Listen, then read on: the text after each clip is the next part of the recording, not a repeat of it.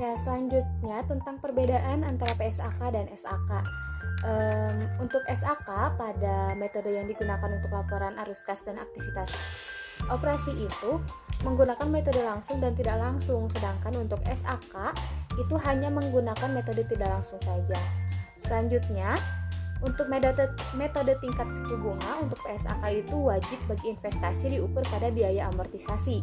Sedangkan untuk SAK tidak eksplisit mewajibkan bagi investasi diukur pada biaya amortisasi. Jadi tidak mewajibkan bagi perusahaan itu atau bagi investor itu untuk mengukurnya pada biaya amortisasi.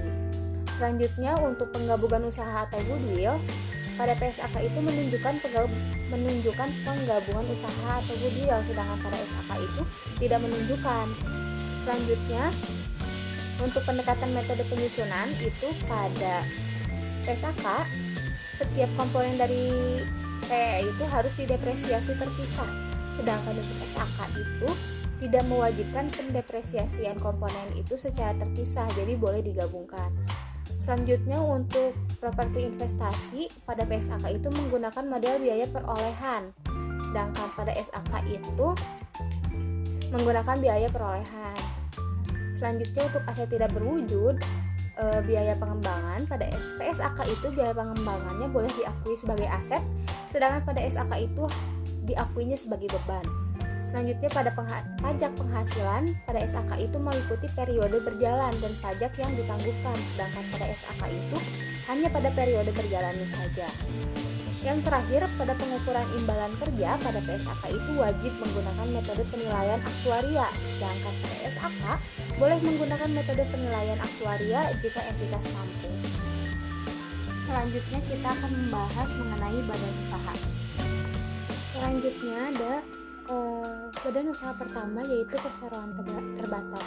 Nah, perseroan terbatas ini adalah suatu badan hukum yang menjalankan usaha yang memiliki modal yang terdiri dari saham-saham yang pemiliknya memiliki bagian sebanyak saham yang dimilikinya. Karena modalnya terdiri dari saham-saham yang dapat diperjualbelikan, perubahan kepemilikan perusahaan bisa dilakukan tanpa perlu membubarkan perusahaan. Nah, perseroan terbatas ini merupakan badan usaha yang besarnya modal perseroan tercantum dalam anggaran dasar.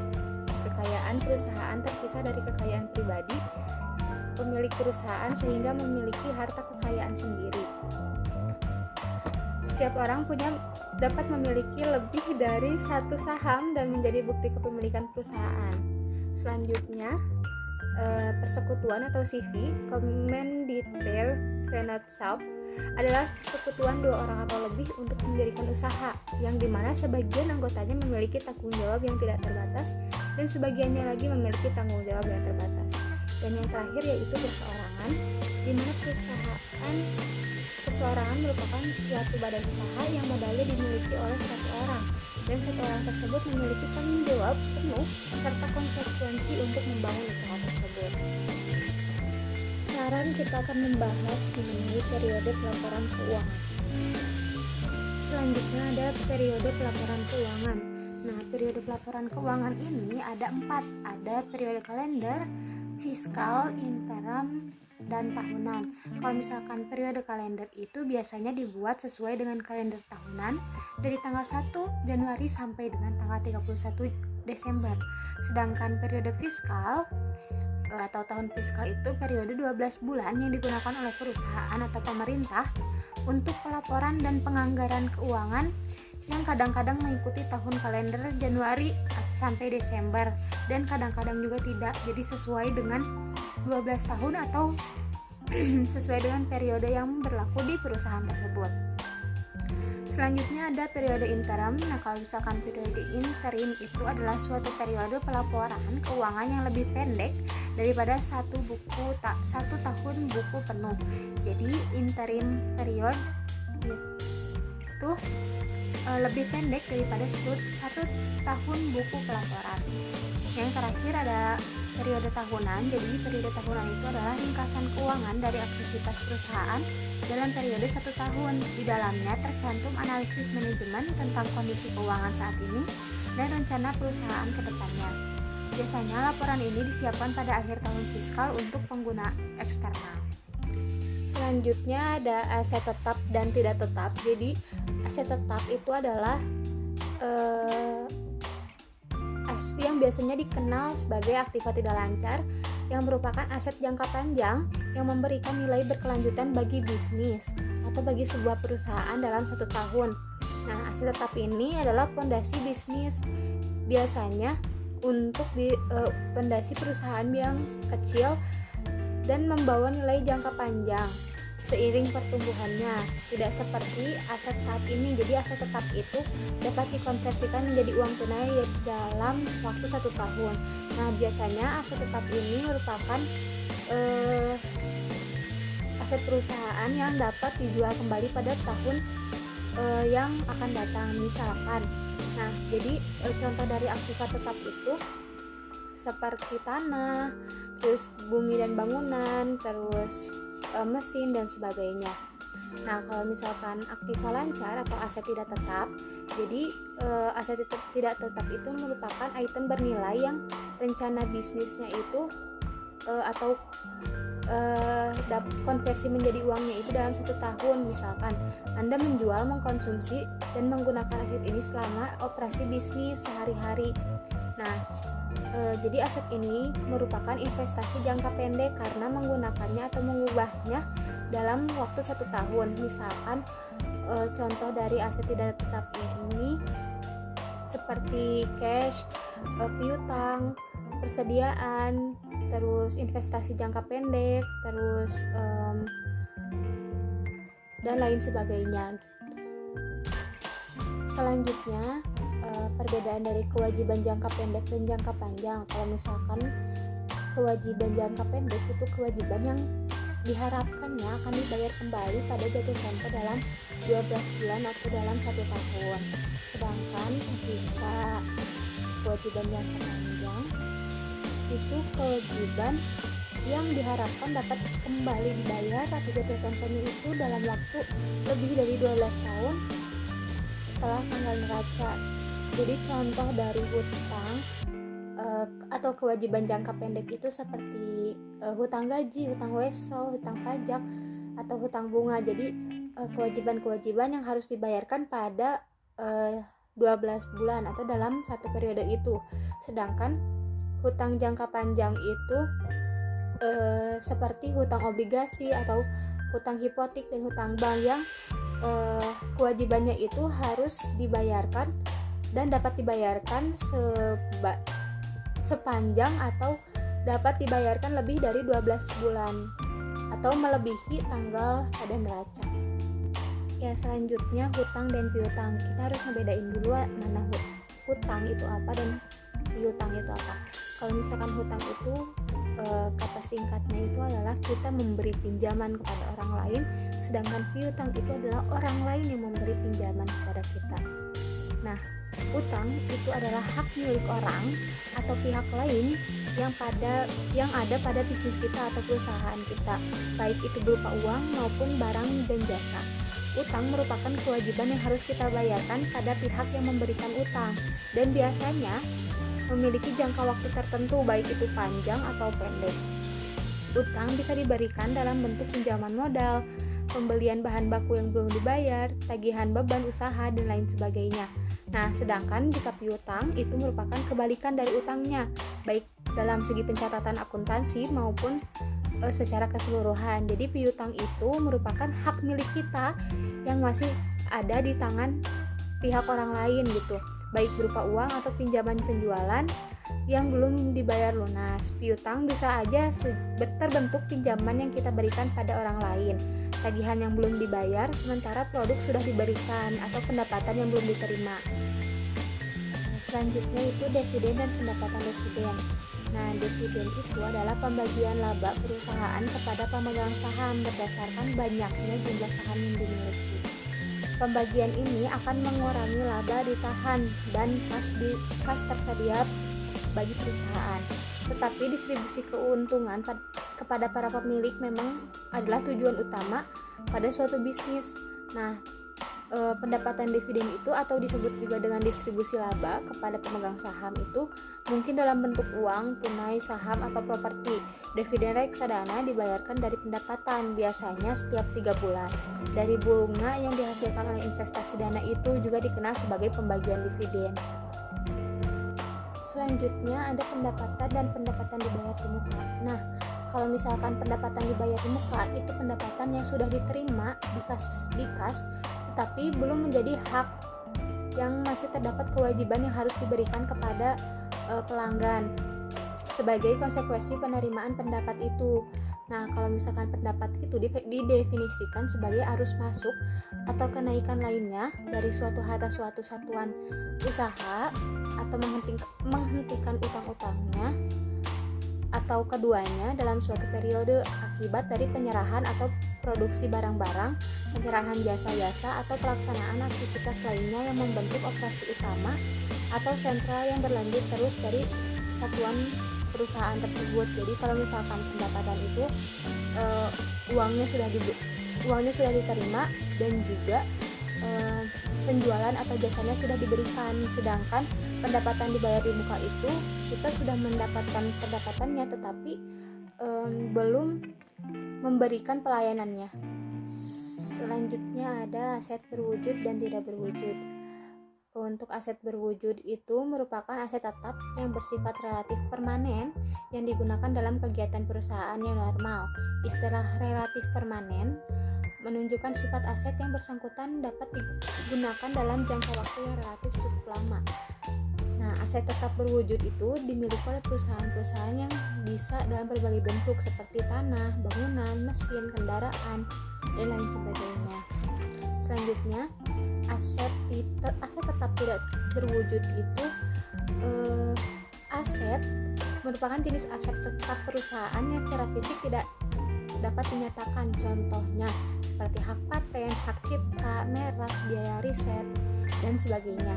Nah, aset tidak berwujud ini didapat pembelian, namun umumnya diperoleh karena dikembangkan sendiri oleh perusahaan. Selanjutnya, depresiasi, deflasi, dan amortisasi. Kita mulai dari amortisasi dulu ya. Jadi amortisasi ini suatu prosedur pembayaran utang yang dilakukan secara bertahap dalam periode waktu yang telah ditentukan. Contohnya pembayaran bulanan atas pinjaman, KPR, kredit modal maupun sebagainya. Terus depresiasi itu prosedur dalam mengalokasikan dana penyusutan terhadap aset tetap selama periode yang diharapkan mendapat manfaat dari penggunaan aset tersebut. Nah, aset tetap sendiri berarti aset yang dapat dilihat dan digunakan dalam operasional perusahaan. Yang berikutnya ada depresi. Nah, kalau depresi ini kata lain dari penyusutan nilai yang dialami oleh benda yang sifatnya alami atau tidak dapat diperbaharui. Dalam hal ini adalah sumber daya alam. Jadi istilah ekonomi geografi ini biasanya digunakan dalam dunia pertambangan untuk menyatakan penyusutan pada sumber daya alam yang tidak dapat diperbaharui seperti biji besi, hasil tambang, dan sebagainya, di mana aset ini tidak dapat segera diganti apabila sudah habis. Selanjutnya inventory, supplies, dan equipment. Nah, inventory itu adalah persediaan atau stok di perusahaan yang dimana itu adalah barang dan bahan yang dimiliki suatu perusahaan untuk tujuan akhir dijual kembali.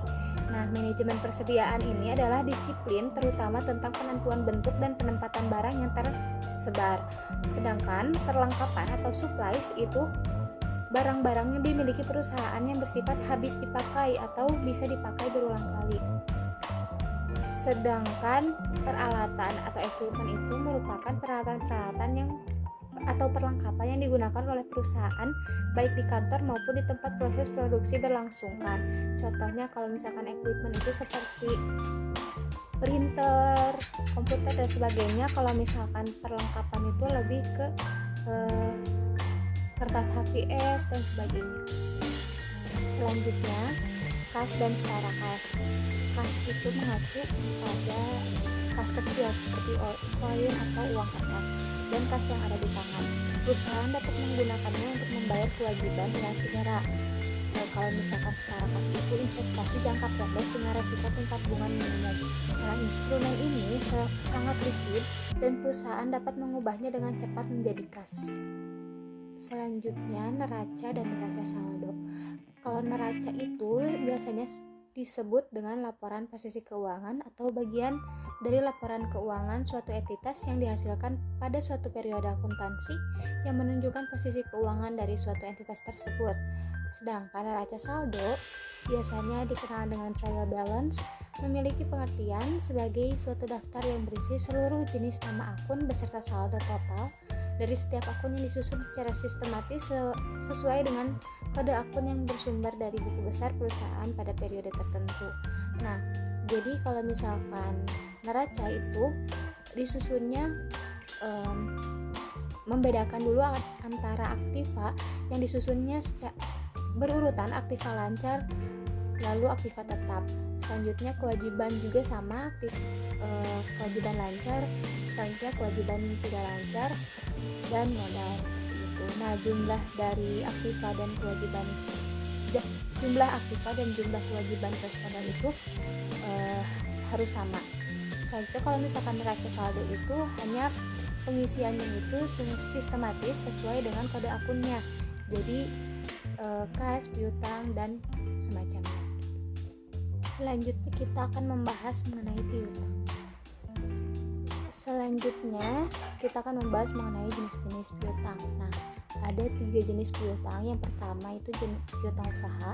Nah, piutang usaha ini berbentuk ke dalam kredit yang timbul akibat transaksi antara penjualan barang atau jasa yang pada umumnya tagihan pembayarannya berkisar antara 30 hari sampai 60 hari. Jenis ini termasuk sebagai jenis piutang terbesar.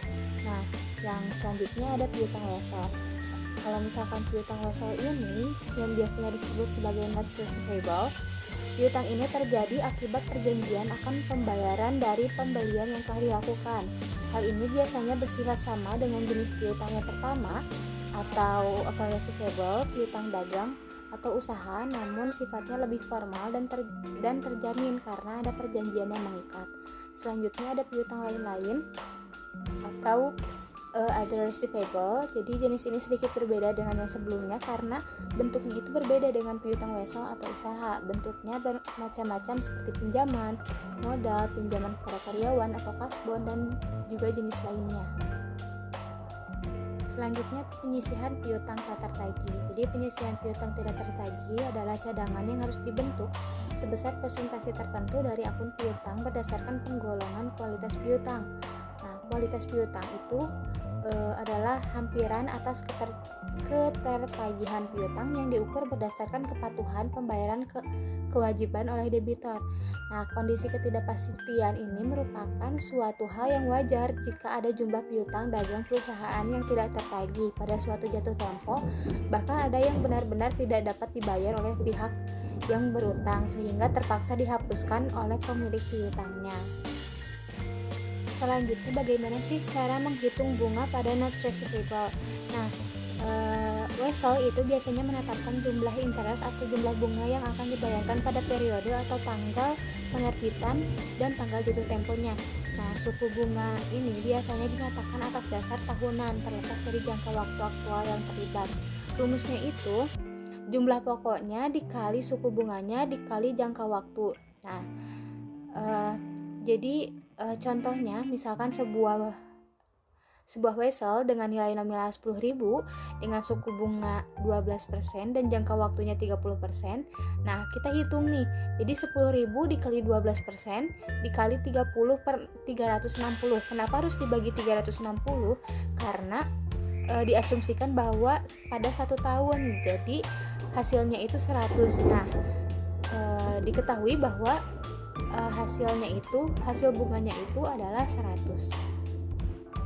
Selanjutnya jurnal penjualan jika pelanggan itu membayar secara kredit. Nah, perusahaan itu dapat menjual barang itu secara kredit ataupun tunai. Nah, jika pelanggan itu membayar secara kredit, maka pencatatannya itu piutang usaha di debit, penjualan di kredit, harga pokok penjualan di debit, dan persediaan di kredit. Contohnya gimana sih? Nah, contohnya misalkan PT Barokah Abadi ini menjual secara kredit 510.000 dan harga pokok penjualannya 280.000. Nah, pencatatan jurnalnya itu piutang usaha 510.000 di debit, penjualannya 510.000 di kredit, harga pokok penjualannya 280 di debit, dan persediaannya 280 di kredit. Selanjutnya, jurnal pendapatan bunga.